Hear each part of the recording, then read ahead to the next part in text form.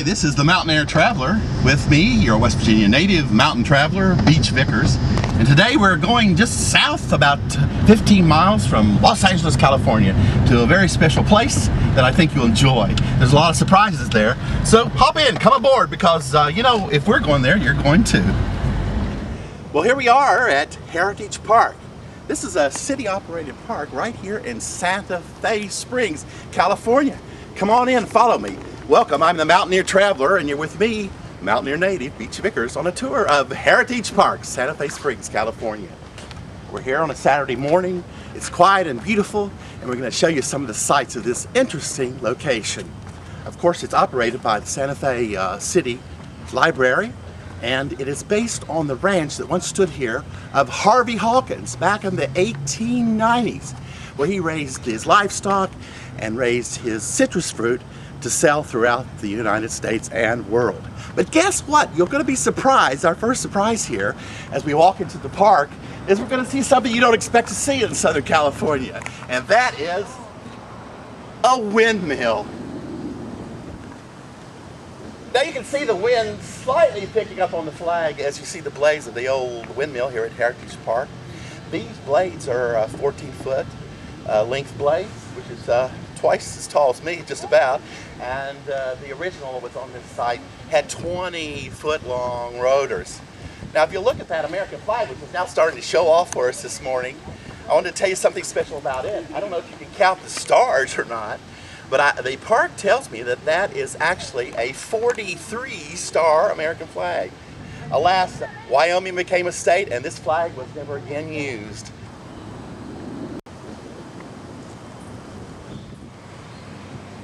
Now we've made our way from the windmill to the nearby orange grove. It's a small one, but it represents the preservation of what really started this ranch over 100 years ago in the 1890s.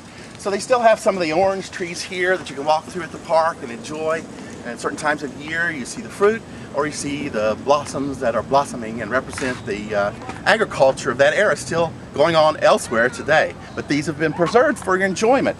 Now we have a friend we're going to meet here and talk more about the park. And here she comes. Here's our good friend. And your name?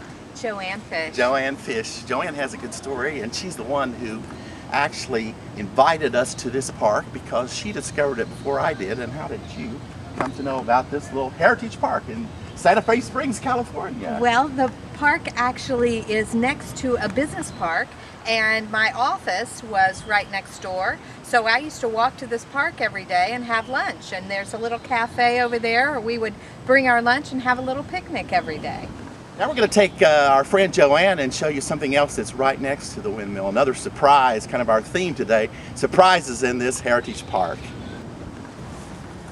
We're walking just a few feet from the orange blossoms, or the orange trees, right at the base of the windmill we showed you previously, to show you, guess what? A pile of old rocks. Yes, thank you very much for bringing me here, Joanne. We're loving this. But let me tell you about these rocks. When the old windmill was built here, there was kind of a concrete slab back in the 1890s covering under the base of the windmill. And it was discovered, Joanne, that these were actually the basis or foundation of an old adobe house which stood here and predates the actual ranch of the Harveys in the 1890s. So it's more, you never know what you're going to find, in other words, when you find a pile of rocks.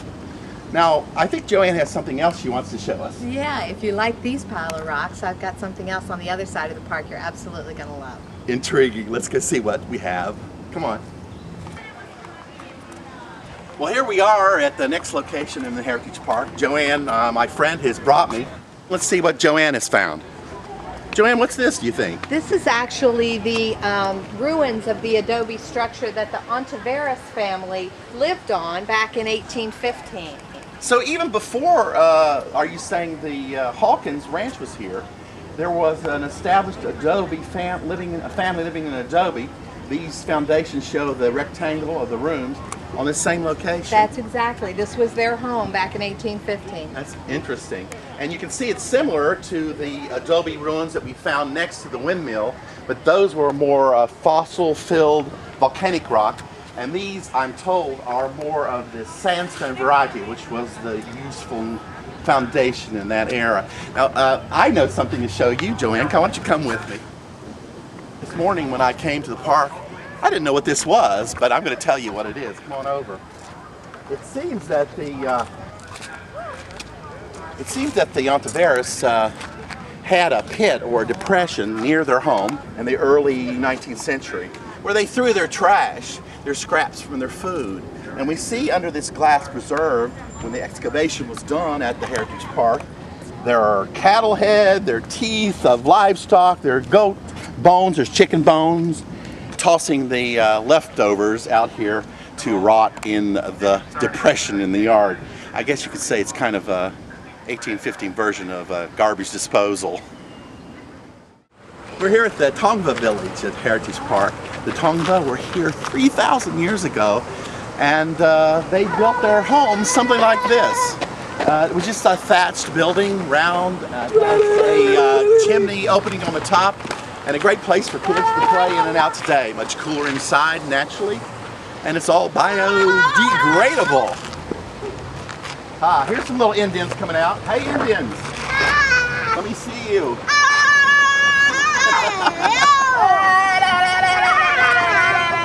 Nothing like the Indian culture to bring out the kids in all of us. I'm coming in, kids! While I'm camping out with the young Indians here, let's throw it over to Gary, our youth correspondent on the Mountain Traveler, and see what he's found. I'll be there later, Gary. Have fun.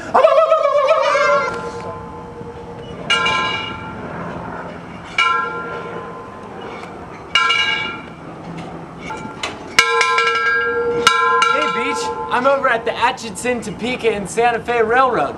Come on up. This place is awesome for kids. It reminds me of when I had a train set. There's bells and knobs. Come on up. This train is awesome. Over here, this is where they used to shovel the coal to get the train to actually start moving. And as you see, all these knobs, I don't even know which one moves which, but this would actually get the train to slow down or speed up accordingly. And the bell I was pulling here earlier would tell people when it was coming through the town. This town was very popular for this railroad. It actually used to be called Fulton Wells. But the Santa Fe Railroad became so popular in the town, they changed its name to Santa Fe Springs. Now, let me take you around to the back. Okay, so this back here is the refrigerated boxcar. This car itself was created in 1890, and it helped Santa Fe Springs' economy out because they had a wide population of citrus fruit, and the only transportation was this railroad. So, this boxcar itself helped transport all the citrus fruit to the East Coast.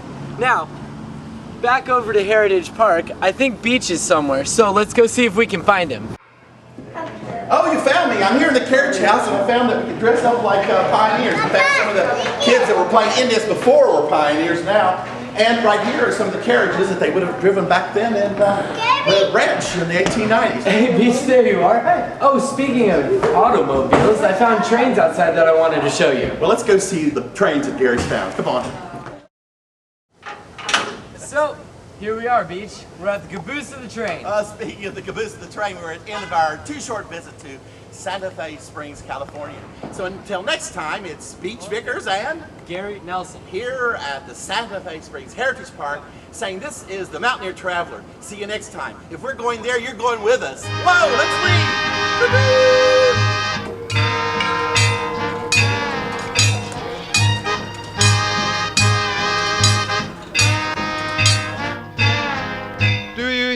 That whistle down the line, I figure that it's engine number 49. She's the only one that'll sound that way on the Atchison, Topeka, and the Santa Fe.